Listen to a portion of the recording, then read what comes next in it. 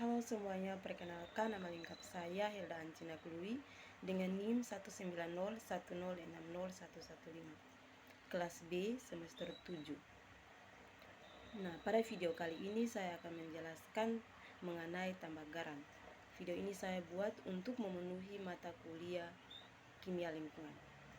Nah, sebelum kita membahas tentang bagaimana pengaruh tambah garam, maka perlu kita ketahui lebih dulu apa itu garam. Nah, garam sendiri itu merupakan salah satu kondisi strategis karena selain merupakan suatu kebutuhan pokok manusia, juga digunakan sebagai bahan baku industri. Nah, garam juga digunakan untuk kebutuhan garam konsumsi manusia. Nah, garam lebih dijadikan sarana fortifikasi zat iodium. Nah, garam juga menjadi konsumsi beriodium dalam rangka penanggulangan GAKI. Nah, garam juga merupakan salah satu sumber sodium dan klorida di mana kedua unsur tersebut diperlukan untuk metabolisme tubuh. Nah, teman-teman, untuk penggunaan garam secara garis besar dibagi dalam 3 kelompok atau 3 bagian, yaitu yang pertama garam untuk konsumsi manusia, yang kedua garam untuk pengasinan dan aneka pangan, dan yang ketiga garam untuk industri. Garam adalah komponen senyawa kimia dengan komponen utamanya natrium klorida atau NaCl. Nah, sama saja dengan garam dapur. Nah, teman-teman, untuk proses pembuatan garam itu di Indonesia pada umumnya dengan cara menguapkan air laut dengan menggunakan sinar matahari atau dengan sumber panas lainnya. Nah, akan tetapi ada juga yang diperoleh melalui penambangan dari tanah di bekas daerah lautan. Nah, yang pertama kita bahas lebih dulu tentang garam beriodium. Nah, teman-teman, iodium itu merupakan salah satu mineral yang esensial di mana keadaan atau kekurangan akan mengganggu kesehatan pertumbuhan serta perkembangan manusia. Nah, yang menyebabkan pembesaran kelenjar, gondok, melainkan berbagai macam gangguan lain. Oleh karena itu, maka penyakit tersebut dinamakan gangguan akibat kekurangan iodium atau GAKI.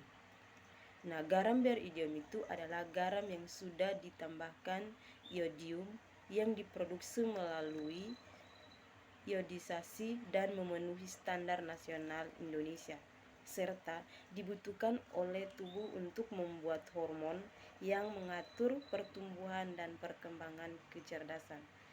Nah, teman-teman, sedangkan iodium itu adalah salah satu mineral penting bagi kehidupan manusia yang diperlukan untuk pertumbuhan, perkembangan, dan fungsi otak.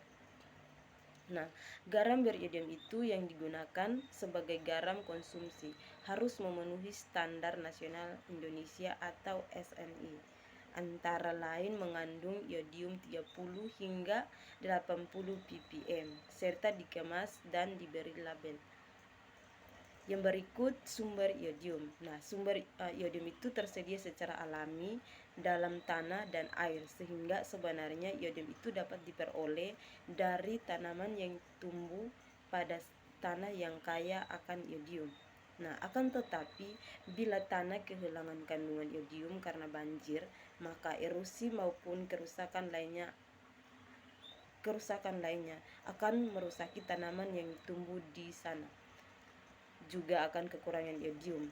Dengan demikian, manusia dan hewan yang tinggal di daerah kekurangan iodium dan hanya mengkonsumsi hasil buminya.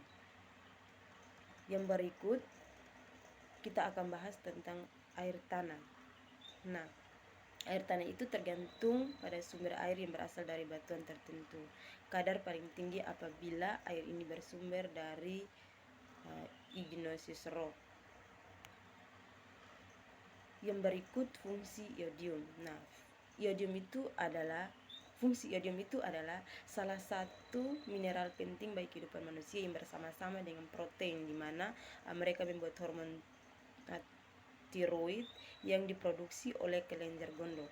Nah, hormon tiroid itu yang terdiri dari tiroksin dan tiriodothiroksina berperan dalam proses pertumbuhan dan perkembangan yang normal pada manusia. Nah, protein dan iodium itu berasal dari makanan dan air minum yang diabsorpsi melalui usus dan masuk ke aliran daerah dan seterusnya menuju kelenjar gondok. Yang berikut kita membahas tentang bagaimana dampak garam yang berada di desa Toneke. Yang pertama yaitu lokasi tambak garam yang di dekat tanaman akan mati. Mengapa demikian hal itu terjadi? Nah, di sini garam atau NaCl itu memiliki dapat membuat efek pada daun tanaman, yaitu menyebabkan stomata atau tanaman yang berada pada sekitar itu tertutup. Daunnya tertutup. Nah, dalam sebuah penelitian, garam dalam jumlah terlalu banyak dapat mempengaruhi tanah sehingga menyebabkan daun menjadi kering. Jadi, ketika ada tumbuhan yang tumbuh dekat pada tambak garam itu tersebut, maka daun itu akan menjadi kuning dan kering. Yang berikut dan menjadi coklat. Setelah itu garam juga dapat mengandung natrium, di mana sumber unsur hara mikro yang dibutuhkan tanaman. Garam atau NaCl itu dapat mengganggu proses fotosintesis, dan garam atau NaCl itu sangat merugikan sebagian besar tanaman dan secara serius dapat mengerap air dari akar tanaman sehingga tanaman yang tumbuh dekat pada tambak garam itu dapat mengalami kematian atau dengan sendirinya itu daunnya itu kuning dan mati.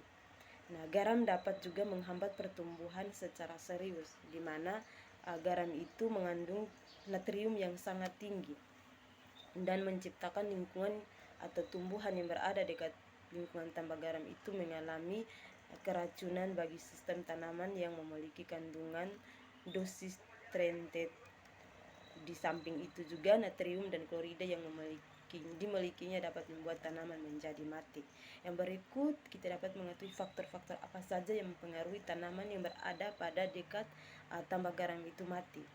Nah, yang pertama kita bahas kadar garam, di mana kadar garam itu dapat memberikan efek buruk terhadap pertumbuhan tanaman karena adanya ion natrium dan klorida dan